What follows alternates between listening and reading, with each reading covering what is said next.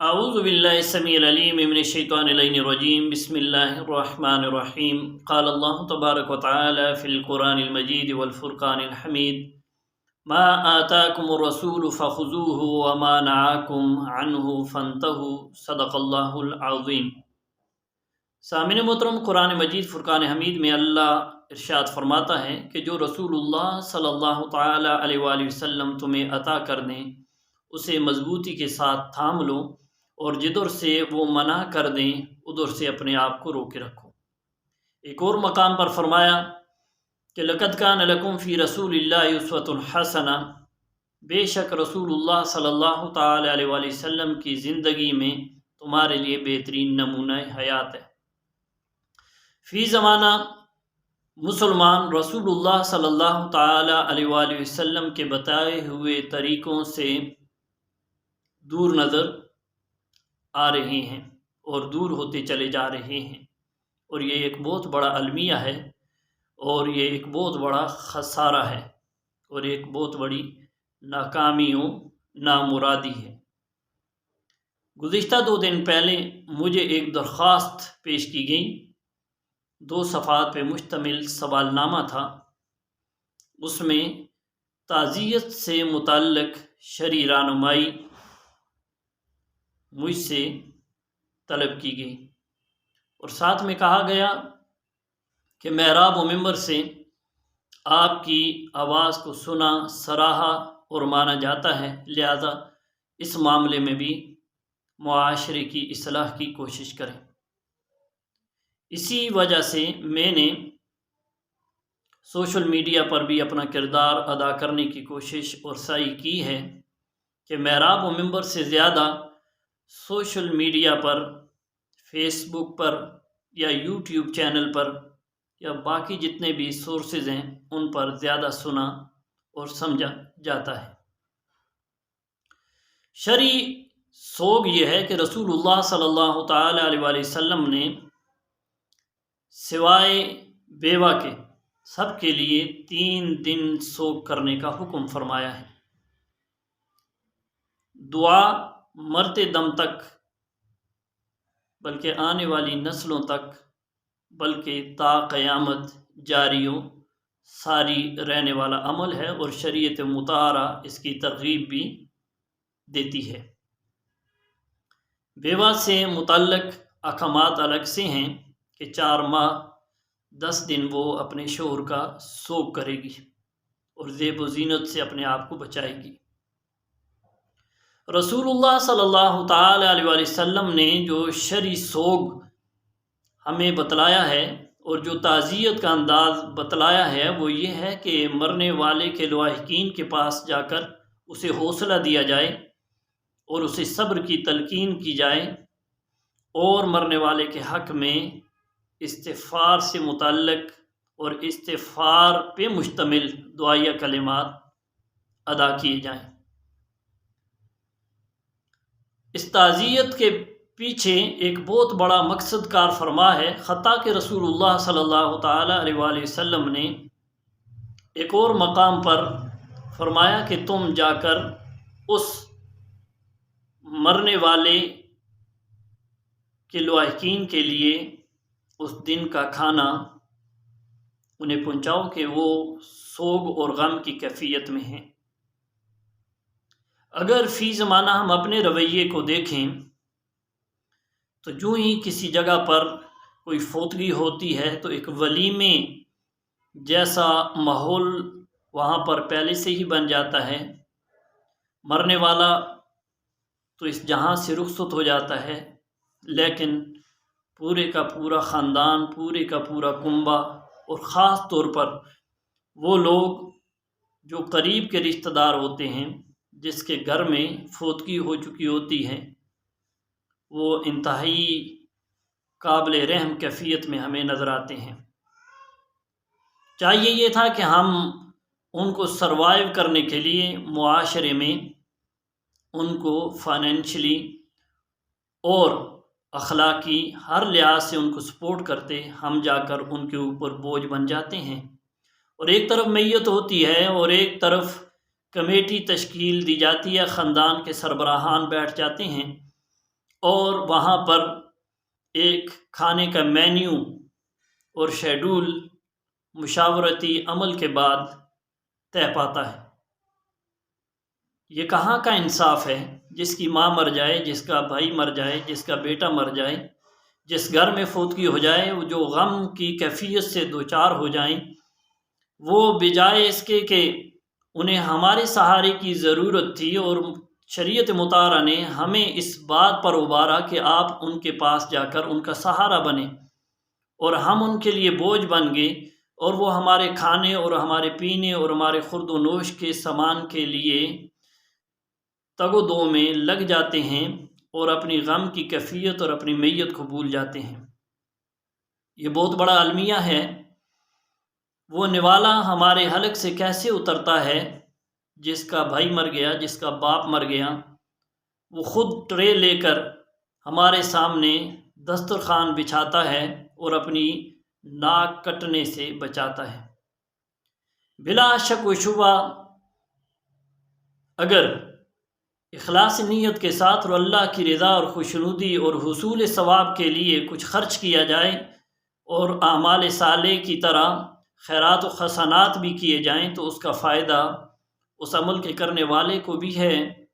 اور مرنے والے کے حق میں بھی بخشش اور درجات کی بلندی کا ذریعہ ہے۔ لیکن فی زمانہ ایک تجربے کی بنیاد پر یہ کہا جا سکتا ہے کہ سارے کا سارا عمل اس بنیاد پہ زیادہ تر ہوتا ہے کہ معاشرہ ہمیں کیا کہے گا، وہ ہمیں طعنہ دے گا، اور یہ میری اور آپ سب کی ذمہ داری ہے، اور ہم سب اس میں برابر کے شریک ہیں کہ ہم نے اس مرنے والے کے لوائقین کو اس بات پر مجبور کیا کہ اگر تم نے تعزیت کرنے والوں کی خدمت اور تواضع نہ کی تو معاشرہ اسے یہ گالی دے گا، یہ تہمت لگائے گا، یہ طعنہ دے گا کہ تمہیں اپنے مرنے والے سے پیار نہیں۔ کتنا ایک عجیب فلسفہ ہے کہ مرنے والے سے پیار اور مرنے والے کے بچھڑنے پر غم کا اظہار، اس کی بنیاد اور اس کی دلیل اور اس کا اظہار اور اس کا معیار ہم نے یہ بنا لیا کہ لوگوں کی خدمت اور تواضع کرو گے تو اس سے یہ جانچا جائے گا کہ تمہیں اس سے زیادہ پیار ہے۔ یہ ناانصافی ہے، یہ زیادتی ہے، اور یہ ظلم ہے۔ شریعت مطہرہ نے اس بات کو ناپسند کیا ہے، اور یہ بھی نہیں کہ 7 پشتوں تک سارے کے سارے افراد خانہ اور قریب کے اور دور کے رشتہ دار وہاں پر اکٹھے ہو جائیں اور ان کے لیے کھانے کا اہتمام کمیٹی کے ذمے ہو، یا اہل خاندان کے، یا سوگواران کے ذمے ہو۔ صرف جو قریب کے رشتہ دار ہیں ان کے لیے کھانے کا اہتمام، یہ شریعت مطہرہ اس مزاج کو تسلیم کرتا ہے، اور یہی ہمیں حکم دیتا ہے۔ شریعت مطہرہ میں ایسا ہرگز نہیں کہ سارے کے سارے کنبے اور خاندان کا ذمہ اٹھا لیا جائے، جو اس کے سوگواران ہیں ان پر بوجھ بن دیا جائے۔ سامعین محترم، یہ کام کس نے کرنا ہے اور کیسے کرنا ہے، اور اس کلچر کو کیسے بدلنا ہے، اس میں ہم سارے برابر کے شریک ہیں۔ اور کچھ لوگ اس کو صدقہ و خیرات و حسنات کا نام دیتے ہیں، اور کچھ لوگ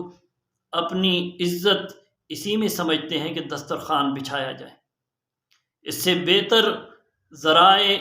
اور طریقے موجود ہیں اپنے بچھڑنے والوں کے لیے، ایصال ثواب کے لیے، صدقات و خیرات و حسنات کے لیے۔ کیوں نہ یہ راشن، یہ سامان خورد و نوش غم کی کیفیات گزرنے کے بعد یا پہلے ان غریب گھروں کی نشاندہی کی جائے جو اس کے زیادہ مستحق ہیں، اور بغیر اعلان کیے اور نمود و نمائش کیے اور سوشل میڈیا پہ ڈالے بغیر ان کے گھروں میں یہ راشن پہنچا دیا جائے، اور انہیں اس بات کی بھی خبر نہ ہو کہ یہ کس نے دیے اور یہ کہاں سے آئے، تو یہ ایک بہترین صورت ہے۔ گو کہ اعلانیہ صدقہ و خیرات و حسنات کرنا یہ منع نہیں، لیکن اللہ کے ہاں خفیہ طور پر نیکی کرنا یہ قبولیت کے زیادہ قریب ہے اور ریا سے بچنے کے لیے زیادہ آسان راستہ ہے۔ لاکھوں روپے پہلے 3 دنوں تک لگ جاتے ہیں، پھر 40 دنوں میں ایک الگ سے جو ہے وہ خیرات کی جاتی ہے، پھر سالانہ۔ یہ ساری چیزیں اگر حدود اور قیود اور اخلاص نیت کے ساتھ ہوں تو یہ منع نہیں ہے۔ لیکن جو لوگ اس کو افورڈ کر سکتے ہیں یا جو اپنے خاندان کا اس کو حسن بتلاتے ہیں، وہ غریب کے لیے ایسی راہ کھول رہے ہیں کہ جہاں سے اس کا پلٹنا ناممکن ہے۔ اگر وہ اس راستے پر چلے گا وہ اپنے بچوں کا پیٹ کاٹے گا، وہ حلال اور حرام کی تمیز کیے بغیر آپ کے لیے دسترخوان بچھانے کی کوشش کرے گا۔ وہ مرنے والا مر گیا، یہ ہر ساتھ اور ہر لمحے مرے گا۔ تو ہمیں چاہیے کہ شریعت کے مزاج کو سمجھیں اور ہم ایسے کھانے اور پینے سے اجتناب کریں جو مرنے والے کے لواحقین کی طرف سے کیا جاتا ہے۔ سامعین محترم، ولیمے میں اور سوگواران کے کھانے میں کچھ تو فرق سمجھیں۔ میں نے بذات خود 2014 میں حلف لیا تھا کہ میں تعزیت والے گھر سے کبھی بھی نہ کھانا اور نہ پینا کم از کم 3 دن تک، جو شرعی سوگ کے دن ہیں، میں اپنے اوپر حرام سمجھتا ہوں، اور یہ میرا اختیاری فعل ہے اور اس پر میں قائم و دائم ہوں انشاءاللہ مرنے تک۔ آپ سے بھی استدعا ہے کہ اپنے گھروں میں تربیت کریں، وہاں پر جا کر ان پر بوجھ بننے کے بجائے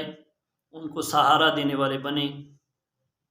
ان کی غم کی کیفیت سے نکالنے والے بن جائیں، ان پر بوجھ نہ بنیں، ان کے لیے سہارا بنیں۔ جب بھی جائیں وہاں کھانے کی نیت سے نہیں بلکہ یہاں سے اپنے گھر سے کچھ نہ کچھ لے کر کے جائیں اور اپنے ہاتھوں سے ان کو کھلائیں کہ وہ غم کی کیفیت سے نکلیں، کہ ان کو کھانے کی کیا فکر ہے۔ جس کی ماں مر گئی اس نے کیا کھانا ہے، اس نے کیا پہننا ہے، جس کا بھائی مر گیا، جس کا باپ مر گیا، جس کا جوان سالہ بیٹا مر گیا، اس نے کھانے پینے کی کیا فکر کرنی ہے۔ آپ کی اور میری ذمہ داری ہے ان چیزوں کو سمجھیں اور معاشرے میں ایسے رسم و رواج جہاں پر بہتری کی گنجائش ہے بہتری کی طرف جائیں، اور سب سے بڑھ کر یہ شریعت کے مزاج اور شریعت کی تعلیم کی طرف جائیں۔ ایک وقت آئے گا یقیناً، جس طرح مجھے یہ سوال نامہ اور درخواست 2 صفحات پر مشتمل مجھے موصول ہوئی، ہر کوئی یہ کہہ رہا ہوگا کہ کاش کوئی ہمیں اس دلدل سے اور رسم و رواج کے بندھن سے اور ان کڑیوں سے آزاد کر دے۔ اگر اس وقت آپ نے اس کو چھوڑ بھی دیا، ترک بھی کر دیا، تو وہ آپ کے لیے باعث نجات نہیں ہے، وہ ثواب کا ذریعہ نہیں، کیونکہ وہ آپ کی مجبوری بن جائے گی، آپ ان باتوں کو افورڈ نہیں کر سکیں گے۔ تو لہٰذا ہمیشہ سادگی کو اپنائیں، معاملات کو خود طے کریں اور ایسے مزاج، ایسی تہذیب، ایسی ثقافت، ایسے رسم و رواج اور ایسے طریقوں سے اجتناب کریں جو آپ کے لیے تو فخر کا باعث ہو سکتے ہیں، معاشرے کے کچھ افراد کے لیے یہ حسن نظر آ سکتے ہیں، لیکن اکثر و بیشتر کے لیے یہ کسی بڑے المیے سے کم نہیں۔ میں امید کرتا ہوں کہ میرے اس پیغام کو جہاں تک ہو سکے عام کریں۔ اللہ تعالی میرا اور آپ کا حامی و ناصر۔ السلام علیکم ورحمۃ اللہ وبرکاتہ۔